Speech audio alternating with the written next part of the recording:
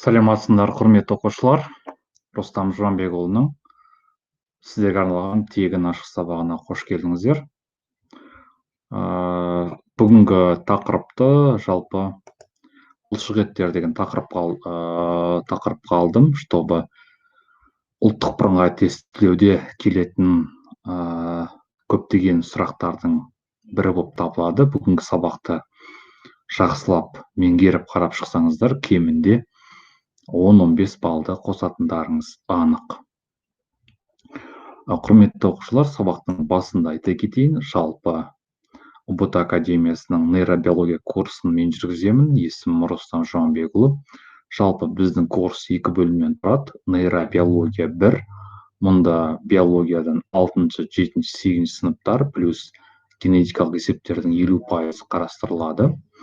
Екінші нейробиология 2, бұнда жаңартылған білім беру мазмұны бойынша 9, 10, 11 сыныптың материалдар қаралады және плюс 50% генетикалық есептер шығарылады. Және сабақ барысында біз нұсқа талқылайтын боламыз. Дәл қазіргі уақытта нейробиология 1 ағымына жазылу жүріп жатыр. Егер сіз биология пәнін таңдап әлі күнге дейін дайындықты бастамаған болсаңыз, или бастаған күннің өзінде нәтижеңіз жөнді болмай жатса, сіз маған сеніңіз, мен сізді бар жоғы 9 сабақтың ішінде, яғни биологиядан балыңызды көтеретіндей деңгейге жеткіземін. Жалпы тірек қимыл жүйесі бізде сүйектен және бұлшық еттен құралған. Бұлшық еттерді мен өткен сабақта қарастырған болатынмын. Сіздер егер тірек қимыл жүйесін сүйектерді өткен сабақта қарастырған болатынмын 3D форматта. Егер ол сабақты көргіңіз келсе, УБТ Академиясының ВКонтакте желісінде нейробиология парақшасына кірсеңіздер, сол жерде бәрі толығымен тұр. Бүгін мен сіздерге жалпы адам ағзасындағы бұлшық еттермен таныстыратын боламын. Енді бұлшық еттің эволюциясынан бастайтын болсақ, жалпы бұлшық ет ұлпасы деп айтамыз. Бұлшық ет өз ішінде 3-ке бөлінеді. Жалпы бірінші қарастыратын бұлшық етіміз бұл қаңқаның бұлшық еті, яғни қаңқаның көлденең жолақты бұлшық еті деп аталады. Мына бұлшық ет, яғни организмді қимыл қозғалысқа келтіреді. Например, яғни қолды жинау, көтеру, бұрылу, ұру, болмаса жүгіру сияқты қимыл қозғалыстарының барлығын қаңқаның бұлшық еті, бірыңғай салалы бұлшық ет жүзеге асырады. Екінші бұлшық етіміз ішкі мүшенің қаңқаның көлденең жолақты бұлшық еті, ішкі мүшелердің бірыңғай салалы бұлшық ет. Кешіріңіздер, мен кішкене ойланып кеттім да. Қаңқаныкі көлденең жолақты бұлшық еттер қимыл қозғалысқа келтіреді, ал ішкі мүшелердікі бірыңғай салалы. Өңеш, қарын, ішек, ішкі органдардың барлығы, яғни бірыңғай салалы бұлшық еттен тұрады. Ал енді жүректің бұлшық етіне келетін болсақ, жүрек бұлшық еті шығу жағына қарағанда, жаңа құрылысына қарағанда қаңқаның көлденең жолақты бұлшық етіне келеді. Но бірақ кейбір жасушалары 2 ядродан тұратындықтан және де автономды жұмыс жасайтындықтан, яғни оны ерекше жүрек бұлшық еті деп қарастырамыз. Енді мына жерде біз байқауымызға болады, бұлшық еттердің, яғни бірыңғай салалы бұлшық еттер, мұның қарасаңыздар, ішкі органдарды астарлап жатыр. Көлденең жолақты бұлшық етті қарайтын болсақ, яғни қаңқаның бұлшық еттерін құрастырып отыр, ал жүрек бұлшық еті, яғни жүрек жасушаларынан құралған болып табылады. Енді бұлшық еттерді қимыл қозғалысқа келтіретін миозин және актин деген нәруыздар болып табылады. Жалпы олар бұлшық еттердің жиырылуына, жазылуына, яғни әсер етеді. Миозин, актин. Енді бұлшық еттерді мен бас бөлімнен бастағым келіп отыр. Жалпы бас бөліміндегі бұлшық еттер бізде мимикалық бұлшықеттер және шайнау бұлшықеттер деп бөлінеді. Бірінші қарастыратынымыз мимикалық бұлшықеттер, болмаса оны эмоциялық бұлшықет деп атаймыз. Неге? Потому что біздің эмоциямыз білдіреді. Яғни біз жаңағы жақсы көргендегі түріміз, жақтырмағандағы түріміз, бұның барлығы эмоция, мимикаға алып келеді. Мына жерде слайдта қарасаңыздар, бір қыздың бірнеше мимикалық келбетін көруімізге болады. Яғни бұл эмоцияны, мимиканы білдіретін бұлшықеттер болып табылады. Сонымен қатар еріннің дөңгелек бұлшықеттері және көздің дөңгелек бұлшықеттері де бұл ерекше бұлшықеттің түрі болып табылады. Екінші ол бізде шайнау бұлшықеттері. Шайнау бұлшықеттері мына жерде көріп отырғандарыңыздай, яғни астыңғы жақпен, мына қараңыздар, астыңғы жақпен, яғни үстіңгі жақты байланыстыратын мынау шайнау бұлшықеттерін алуымызға болады. Яғни ол жақты жоғары төмен қимыл қозғалысқа келтіреді. Сөйлегенде, шайнағанда, яғни ауызды ашып жабуға жағдай жасайтын, яғни шайнау бұлшықеттері болып табылады. Енді келесі бізде мойын бұлшықеттері. Мойын бұлшықеттері біз мына жерден байқауымызға болады. Мойынның бұлшықеті арқылы, яғни басты оңға, солға қозғалтуға, жоғары төмен қозғалтуға жағдай жасайды. Егер мойынның бұлшықеті болмаса, жалпы біз бұрыла алмас едік. Мына жерде қарайтын болсақ, мінекей мойынның бұлшықеті орналасқан, яғни осы бұлшықеттер арқылы мінекей мына жерде мойынның бұлшықетін көруге болады. Яғни мойынды жоғары төмен қозғалтуға жағдай жасайды. Келесі бұл бізде көкірек бұлшықеттеріне келеміз. Көкірек бұлшықеттері бұл ең үлкені көкіректің желпуіш тәрізді бұлшықетін алсақ болады. Мінекей мынау бізде көкіректің желпуіш тәрізді бұлшықеті, яғни ең үлкен бұлшықет көкіректің желпуіш тәрізді. Содан кейін барып мына жерде байқайтын болсақ, қабырға аралық бұлшықеттерді көруімізге болады. Сәлем Дилназ, сәлем Баян. Қабырға аралық бұлшықеттер. Бұл қабырға аралық бұлшықеттер тыныс алу кезінде, яғни қабырғаның қимыл қозғалысына келеді. Мысалы, іштеріңізде дем тартыңызшы, сәлем Шола деген кезде уже қабырғаларын көтеріле бастайды. Яғни осы кезде қабырғаның қимыл қозғалысқа келтіретін қабырға ішкілік және қабырға сыртқылық бұлшықеттерді алуымызға болады. Потом кеуде қуысы мен құрсақ қуысын бөліп тұратын, сәлем Ақжан, бізде мына жерде көкет деген диафрагма бар, күмбез тәрізді.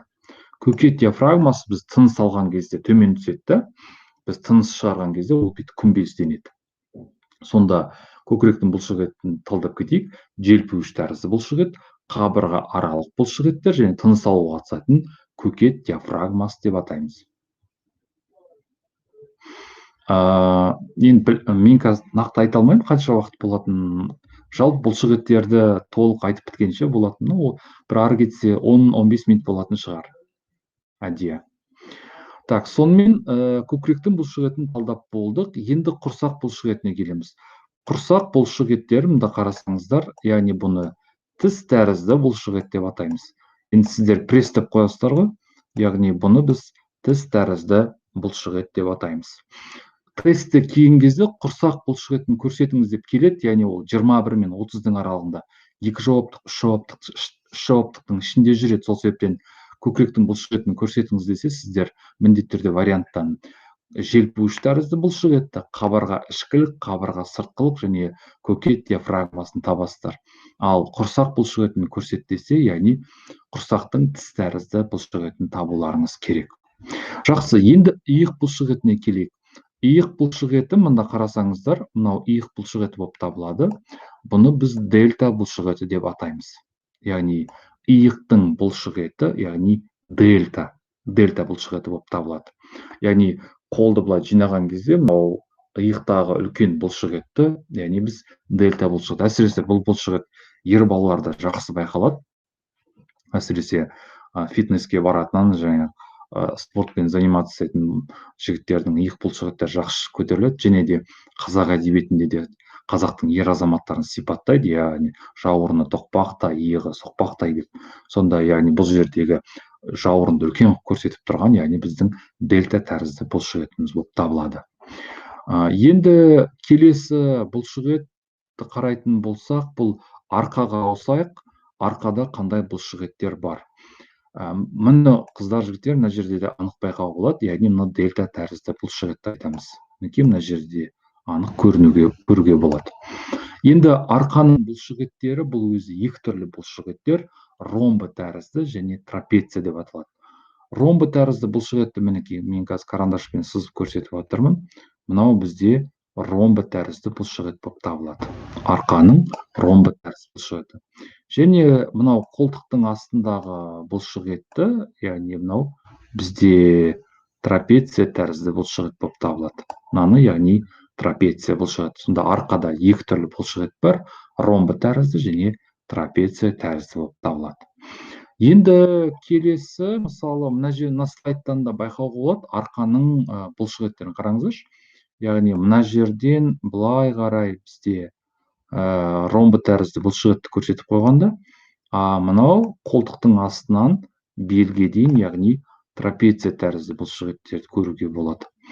Даже ұбт-да сіздерге мәтіндік сұрақ қойып болмаса, бұлшықеттердің суретін қойып осылай беретін болса, цифрмен 1-2 көрсетіңіз деп, яғни оңай тауып алуларыңызға болады. Яғни мынау 1 бізде ромбы, мынау 2 бізде, яғни трапеция деп. Ал мына жерде 3 деп беретін болса, бұл бізде, яғни дельта тәрізді бұлшықет деп алсақ болады. Енді қолдың бұлшықеттеріне келетін болсақ, қолдың 2 басты және 3 басты бұлшықеттері бар. Яғни назар аударыңыздар, мына қолдың 2 басты бұлшықеті қолды жинайды. Немесе оны біз 2 басты, болмаса дицепс деп атаймыз. Цепление, яғни жармасу деген мағынаны береді. Яғни иыққа дельтаға 2 басты бұлшықет келіп жабысады да, содан барып, яғни қолды жинауға қатысады, яғни 2 басты бұлшықет. Ал қолды жазатын бізде, яғни 3 басты бұлшықет. Қолды жазамыз, ұрған кезде, болмаса қолды допты ұрған кезде, яғни өте көп күш керек, сонда біздің, яғни мына жерде 3 басты бұлшықет, трицепс жұмыс істейді. Дицепс жинаймыз, трицепспен, яғни ұрамыз. Және мына жерде, яғни қол басы бұлшықеттері болып табылады. Яғни ол мынау саусақты бүйтіп жоғары төмен қозғалтуына жағдай жасайды. Енді арқаның қолдың бұлшықеттерін талдап болдық. Мына жерден мысалы байқауымызға болады. Қараңыздар, мұнда жиырылып қалған 2 басты бұлшықет, мына жерде 3 басты бұлшықет анық көруге болады. Кейін 3 басты бұлшықет. Мынау былай қарай уже дельтаға қарай кетіп қалады. Дельта бұлшықетіне. Енді қол бұлшықеттерін болдық. Енді аяқ бұлшықеттеріне тоқталайық. Жалпы ең мықты дамыған бұлшықет бұл жамбас бұлшықеті болып табылады. Оны өздеріңіз де білесіздер. Жамбас бұлшықеттер өте мықты жетілген. Енді бұл жерде ең күшті бұлшықет бұл сан бұлшықеті болып табылады. Өйткені тепкен кезде, доп тепкен кезде, жүгірген кезде бүкіл салмақтың бәрі осыған келіп түседі. Мысалы, аяқтың санның ең ұзын бұлшықетін біз тігінші деп атаймыз. Қараңыздар, мына жерден басталады да, тігінші. Мына жерден басталып, яғни тізе қақпағына дейін келеді. Бұл бұлшықетті біз тігінші бұлшықет деп атаймыз. Енді аяқта 4 басты, балдырдың 3 басты бұлшықеттері жиырылып жазу арқылы аяқты қимыл қозғалысқа келтіреді. Яғни мына жерде біз байқаймыз, санның, яғни 4 басты бұлшықеті, санның 4 басты бұлшықеті, и мына жерде балтырдың 3 басты бұлшықеті байқауымызға болады. Осы бұлшықеттер жиырылып жазу арқылы аяқты қимыл қозғалысқа, яғни келтіреді. Жалпы бұлшықеттерді ұдайы жаттықтырып тұру ол өте пайдалы.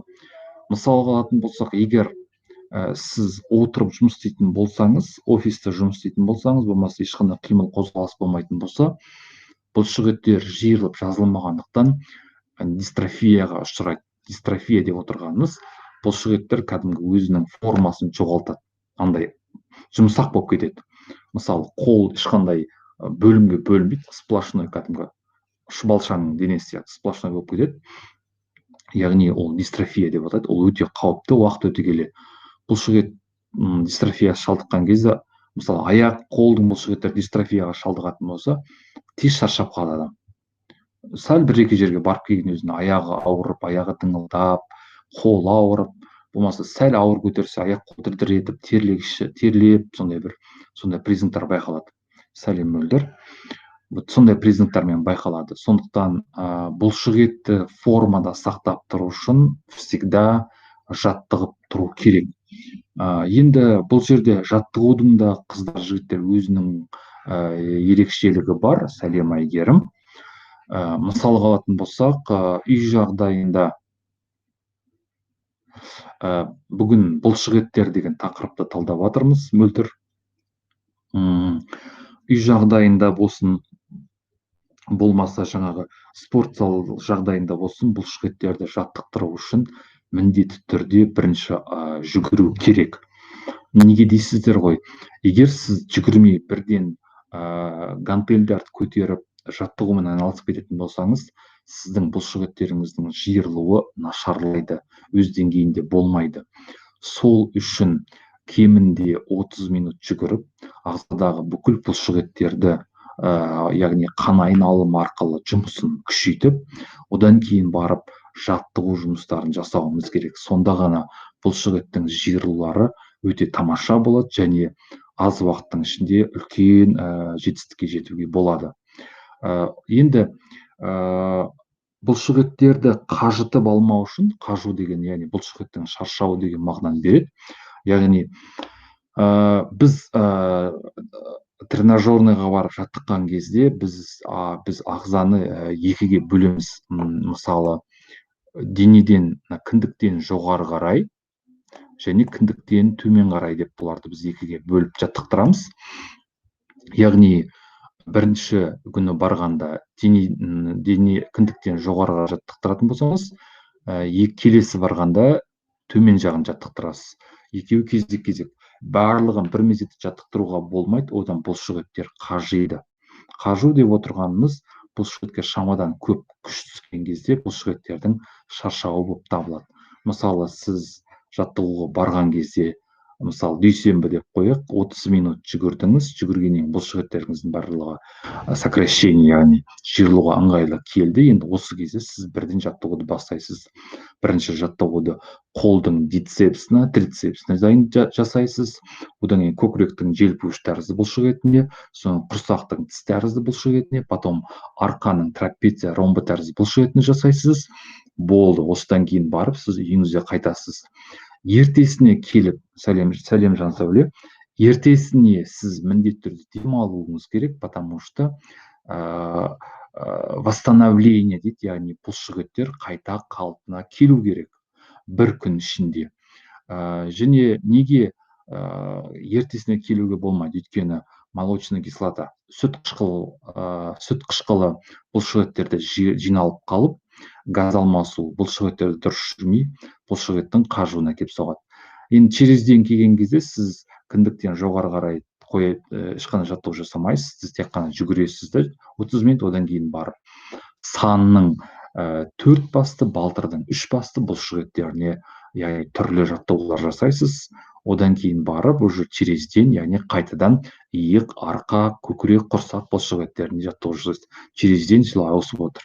Бұл яғни бұлшық еттің қажуын алдын алады және де бұлшық еттердің жақсы жиырылуына әсер етеді екен. Сонымен құрметті оқушылар, жалпы мен бүгінгі айтайын дегенім осы, яғни бұлшық еттерді талдау болатын. Енді кері байланыс болсын. Мен сіздердің памяттеріңізді тексеріп көрейін, кімде қандай информация қалды. Жалпы шайнау және ымдау бұлшық еттері ағзаның қай бөлігінде орналасқан? Чатқа жазып жүрсеңіздер. Шайнау және ымдау бұлшық еттері қайда орналасқан? Дұрыс, сымбат. Яғни бас бөлігінде, яғни жақ сүйекте, бет бөлімінде шайнау және ымдау бұлшықеті орналасқан. Жалпы мойынды бұру және төмен қарау бұлшықеттері қайда орналасқан? Мойын бөлігіне, дұрыс. Дельта бұлшықеті қайда орналасқан? Тамаша. Ромбы және трапеция тәрізді бұлшықеттер қайда орналасқан? Керемет, тамаша. Желпуіш тәрізді бұлшықет қайда орналасқан?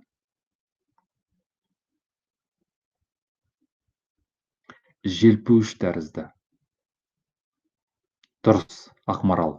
Төсте орналасқан, тамаша. Қабырға ішкілік және қабырға сыртқылық көкет диафрагмасы неге қатысады?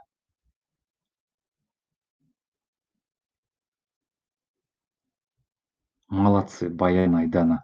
Тыныс алуға қатысады. Құрсақ бұлшықеттерін біз не деп атаймыз?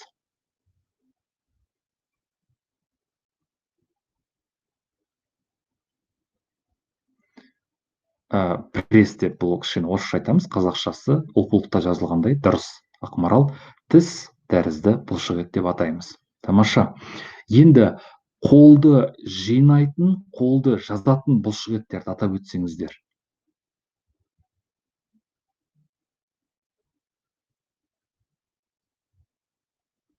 Қолды жинайтын бізде екі басты бұлшықет, оны біз екі басты болған кейін дицепс деп атаймыз. Тамаша. Ал қолды жазатын бізде қандай бұлшықет?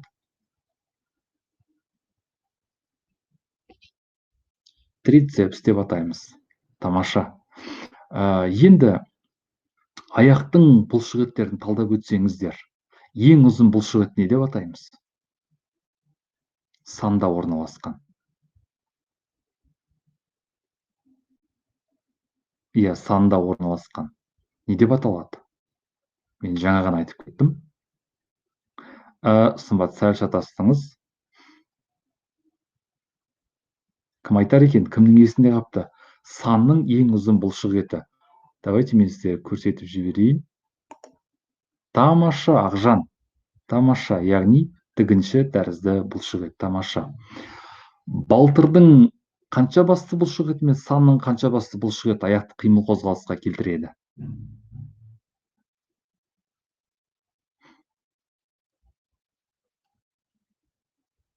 Санның 4 басты, балтырдың 3 басты бұлшықет. Тамаша. Жалпы бұлшықеттерді, хорошо, қайталауын көрсеңіз болады. Жалпы бұлшықеттерді қимыл қозғалысқа келтіретін қандай нәруыздарды білесіздер?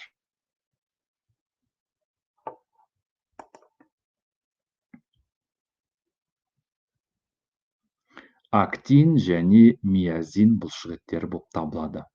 Жалпы бұлшықеттердің қажуын алдын алу үшін біз қалай шынығуымыз керек?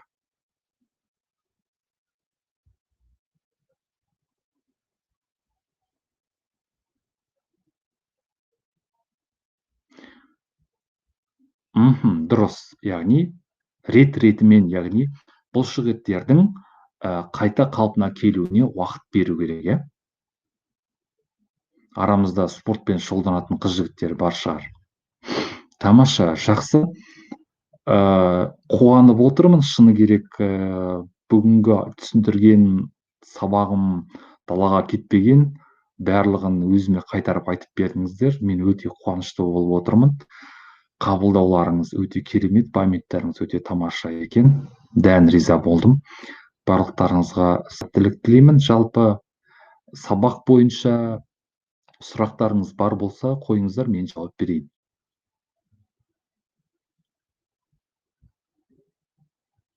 Иә, сабақ сақталады.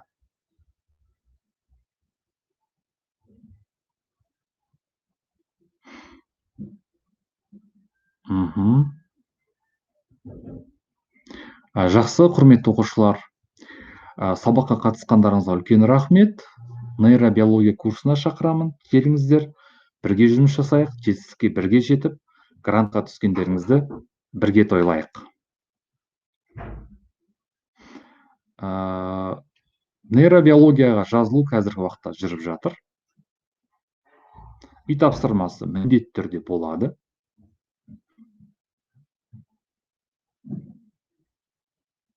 Міндетті түрде болады. Жалпы ВКонтакте желісіндегі ВК-да ұбт академиясының парақшасына кірсеңіздер, сол жерде толық ақпарат ала аласыздар. Жалпы сіздер бірінші курсқа жазыласыздар, одан кейін барып сіздерді арнайы чатқа енгіземіз. Сіздерден керегі жақсы интернет, қолдарыңызда телефон болмаса ноутбук болса жеткілікті. Сабақ басылатынына 1 сағат қалғанда инструкция береміз. Оңай кіресіздер. Бүкіл сабақты сол бағыт бойынша кіріп отырасыздар. Біздің курсқа жазылған әрбір оқушы біздің назарда болады, шетте қалмайсыздар. Біздің оқушылар курс сабаққа толық кірмей, біз сабақты яғни бастамаймыз. Міндетті түрде сіздердің әрқайсыларыңыз назарда боласыздар. Және де барлықтарыңызға тапсырма беріп, оларды міндетті түрде біз тексеріп отырамыз. Яғни сабақты клик-митинг деген программамен жүргіземіз. Біз ештеңе жүктеудің қажеті жоқ. Самое главное, сабаққа интернет пен телефон дайын болса болды. Және сабақ ол сақталады. Белгілі бір жағдайда кіре алмай қалған жағдайда ертесіне қайталауын көрсеңіз болады. Бірден нейро 2-ге қатыса алмайсыз. Міндетті түрде бірінші нейро 1-ден бастайсыз, одан кейін барып нейро 2-ге шығасыз. Потому что 6-7-8-дің программасын түсінбей, 10-11-ді ұғыну мүмкін емес. Әліппені білмеу, әдебиетті оқи алмайсыз ғой. Курстың бағасы бар жоғы 9900 теңге болады. Мөлдір, нейробиологияда 0-дан бастаймыз. 0-дан бастап мектептің программасын өте қарапайым, түсінікті тілде мен түсіндіремін сіздерге. Міндетті түрде. Түсінбей қалған жеріңізді повторно түсіндірем. Біздің курста мектептің мұғалімдер сияқты сонда түсінбедің ба деп айқайлау деген жоқ. Мейлінше сіздерге доступно етіп, каждый сабақта слайд презентациялармен, видеолармен түсіндіретін боламын. Жасмин, дұрыс айтасыз, 10-11 қиын, өйткені университетте 2-3 курста оқитын студенттерге арналған программаны жазған, баланың меңгеруіне қиын.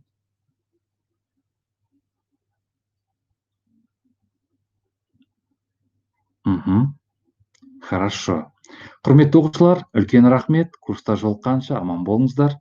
Барлықтарыңызға Түркияның Стамбул қаласынан жалынды сәлем.